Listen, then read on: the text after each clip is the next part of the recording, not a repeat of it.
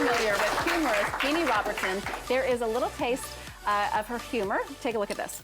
I was in an airport, and I always try to listen and just watch. And I became aware of a heated argument behind me 3 or 4 rows back.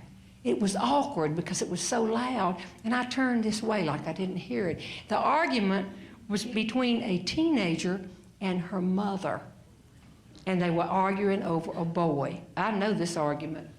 I have been a teenager, I am a mother, I am a grandma. I could have taken either place from these people right here. Either place.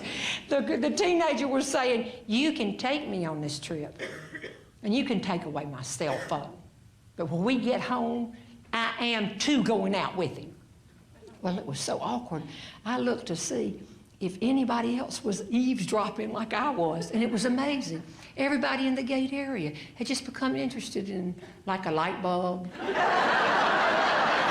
And one man tying his shoe back and forth, back and forth.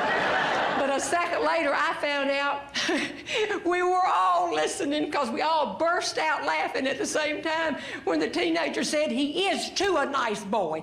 Why else would he be doing 200 hours of community service?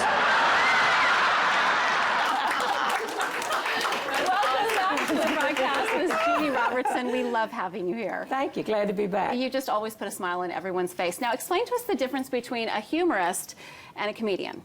The comedian's goal is to make people laugh. The majority of the people in the audience laugh. He can do that at the expense of other people in the audience. He can go for the jugular. Usually people know if they go to a comedy club, this is what's going to happen. For the humorist, for 50 years, I've spoken at conventions and meetings. Number one, I wouldn't feel comfortable with the 4-letter words and the off-color stories, and my mama would come up out of the grave. But I tell stories. I want everyone in the audience to laugh, but the entire time I'm going toward a point that the meeting planner and I have decided that we would do. What is the most popular point? Look for the humor that's around you every day. You will find it. We either look for the bad stuff or we look for humor, and I've chosen to look for humor, and that's what I try to tell people.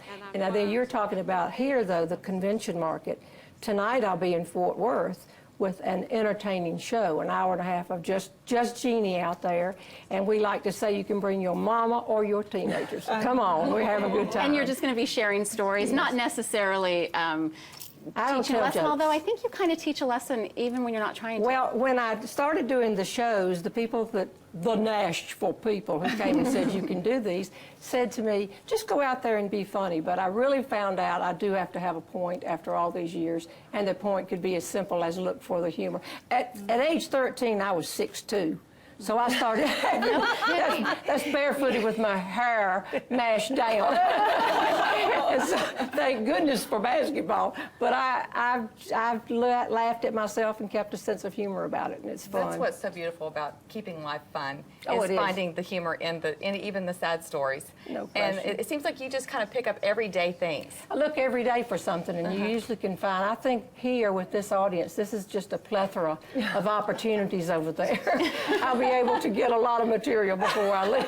I'm curious at which point you started recognizing that, because we all go through our daily lives and we see the guy in front of us at Starbucks and we see him do something funny like scratch his butt, but we don't get the humorous story out of it. At what point did you develop that pageants, skill? as we know, there's only one state in the union that has more pageants than my state, North Carolina, and that would be Texas. Oh my gosh, and the hair. But pageants take a lot of criticism, and some of it is justified, as I was telling you, but much of it is not.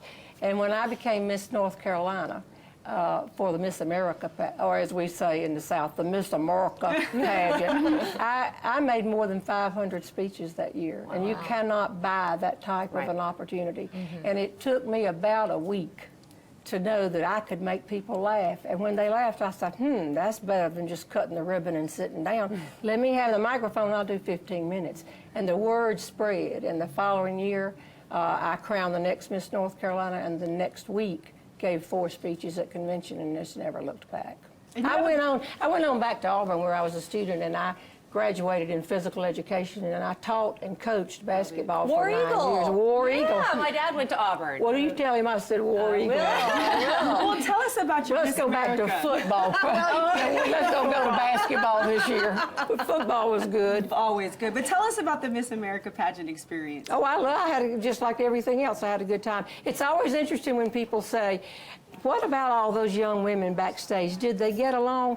But the interesting thing is they don't always say that to men's teams. Do y'all all get along? I had a ball, an absolute ball. So it was fun. And what about your And no talent? one has milked it for more.